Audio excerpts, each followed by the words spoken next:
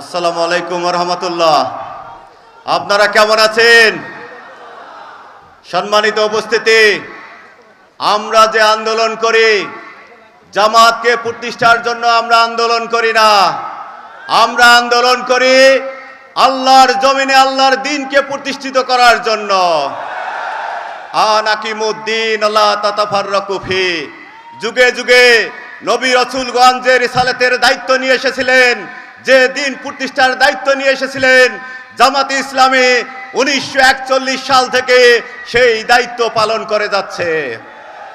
আমরা চাঁদাবাজি, টেন্ডারবাজি, দুর্নীতি, ঘুষ খাওয়ার জন্য রাজনীতি করি না।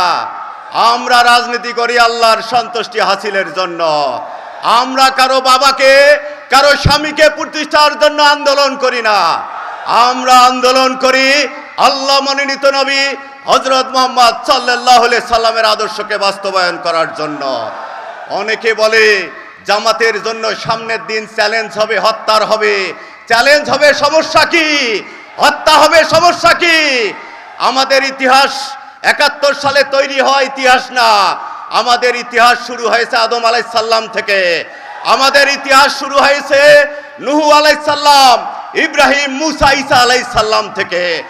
আমাদেরকে চ্যালেঞ্জ দিয়েছিল ফেরাউন, আমাদেরকে চ্যালেঞ্জ দিয়েছিল নমরুদ, আমাদেরকে চ্যালেঞ্জ দিয়েছিল আবু জেহেল। সমস্ত চ্যালেঞ্জ মোকাবিলা করে ইসলামী আন্দোলন সবসময় বিজয় লাভ করেছে। অতএব আগামীতে বাংলাদেশের সমস্ত চ্যালেঞ্জ মোকাবিলা করে জামাতি ইসলামীও সামনের দিকে এগিয়ে যাবে। আমাদেরকে চক্ষু রাঙাবেন না, আমাদেরকে ভয় দেখাবেন না। ফেরাউন আমাদেরকে ভয় দেখিয়ে নিজেই নীল ডোবে ডুবে মরেছে। আবু জেহেল আমাদেরকে ভয় দেখিয়ে বদরের প্রান্তরে নিহিত হয়েছে।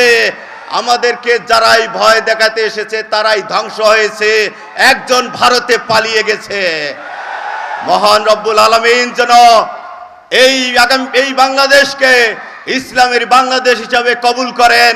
আমাদেরকে যেন মৃত্যুর আগ পর্যন্ত এই আন্দোলনে শামিল রাখেন। এই বাংলাদেশে যেন ইসলামের বিজয় দেখে আমরা মরতে পারি। ওমা তৌফিক ইল্লা বিল্লাহ। আসসালামু আলাইকুম ওয়া রাহমাতুল্লাহ।